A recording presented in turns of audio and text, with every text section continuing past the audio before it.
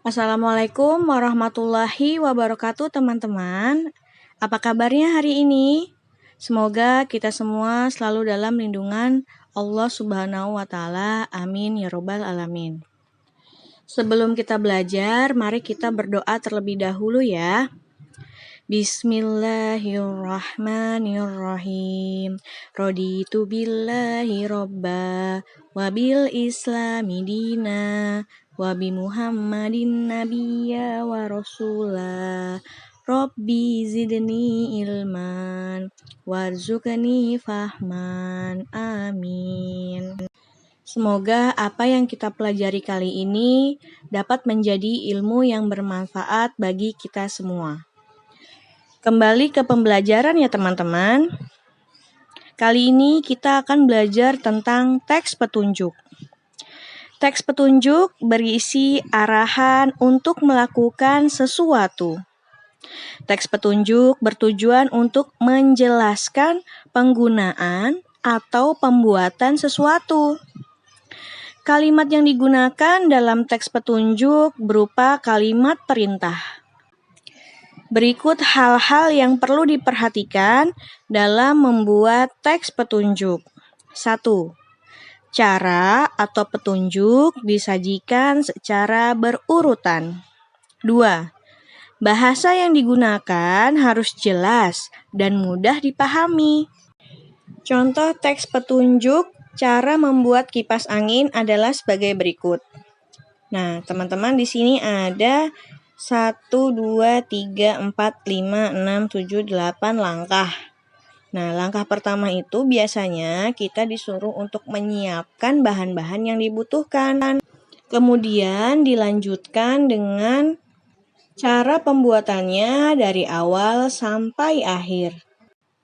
Ketika membuat teks petunjuk, kita harus memberi informasi cara pembuatan sesuatu sesuai tahapan-tahapannya. Tidak boleh ada informasi yang terlewat, supaya orang yang membaca teks petunjuk kita juga dapat berhasil membuatnya. Nah, sekarang coba teman-teman lihat gambar berikut. Bagaimana cara menggunakan benda berikut? Berikut adalah kipas angin. Bagaimana cara menggunakan kipas angin yang benar? Pertama, kita harus menyambungkan kabel listrik yang ada pada kipas angin ke sumber listrik. Setelah itu, kita dapat menekan angka yang ada pada kipas angin. Hal ini digunakan untuk menyalakan kipas angin. Angka-angka pada kipas angin biasanya ada angka 1, 2, 3. Biasanya angka 1 untuk putaran kipas angin yang tidak terlalu kencang, untuk tombol nomor 2 untuk putaran kipas angin yang sedang, dan yang ketiga biasanya putaran kipas anginnya adalah yang paling kencang. Dan untuk menghentikan kipas angin, kita dapat memencet tombol off. Setelah menggunakan kipas angin, sebaiknya kita mencabut kabel listrik dari colokan sumber listrik. Dan selanjutnya adalah teks petunjuk menggunakan listrik dengan aman. Pada pembahasan sebelumnya, kita telah belajar mengenai teks petunjuk. Berikut ada teks petunjuk tentang cara menggunakan listrik. Mari kita baca bersama ya teman-teman. Berhati-hatilah saat menyalakan atau memadamkan peralatan listrik. Listrik sangat bermanfaat bagi kita. Namun, kita harus menggunakannya dengan hati-hati.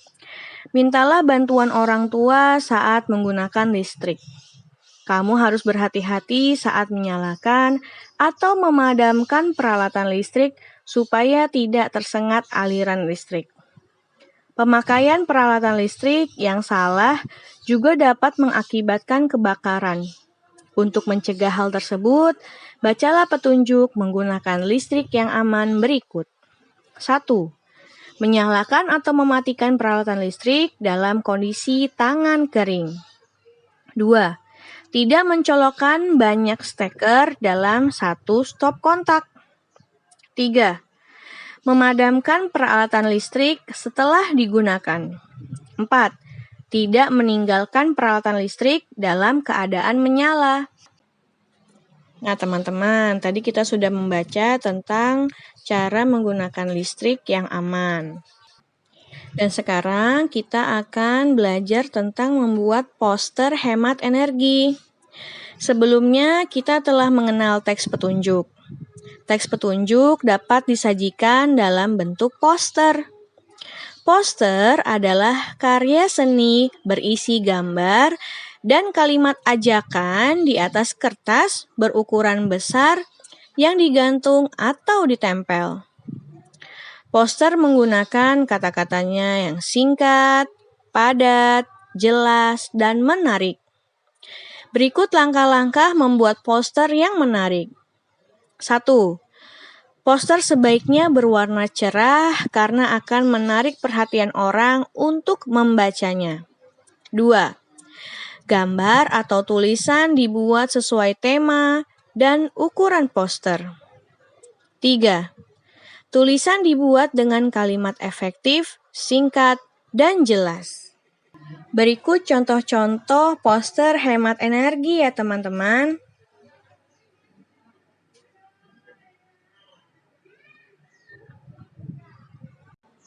Selanjutnya kita mengkampanyekan isi poster.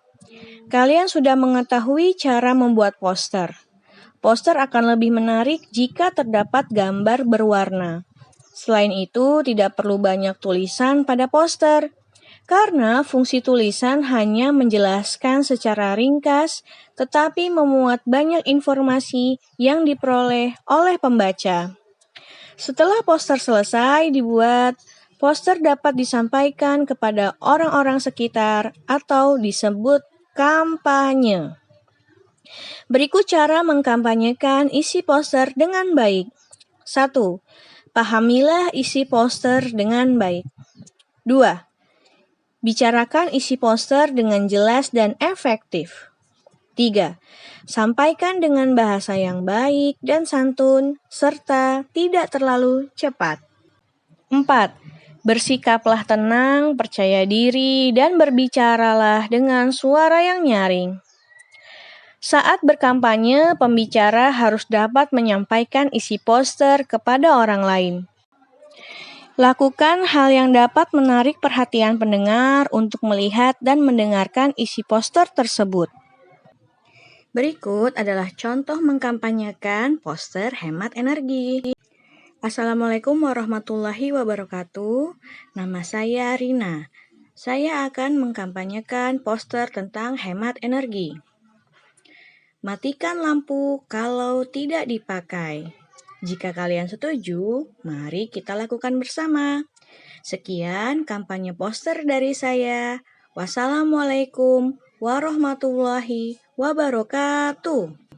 Teman-teman, pembahasan tentang teks petunjuk dan cara membuat poster sudah selesai. Untuk tugas kali ini, kalian silakan membuat poster tentang hemat energi, lalu membuat video tentang mengkampanyekan poster yang sudah kalian buat. Video dikirimkan ke wali kelas masing-masing. Sekian dari Ibu, mohon maaf jika ada kesalahan dalam pembahasan materi. Selamat belajar teman-teman. Wassalamualaikum warahmatullahi wabarakatuh.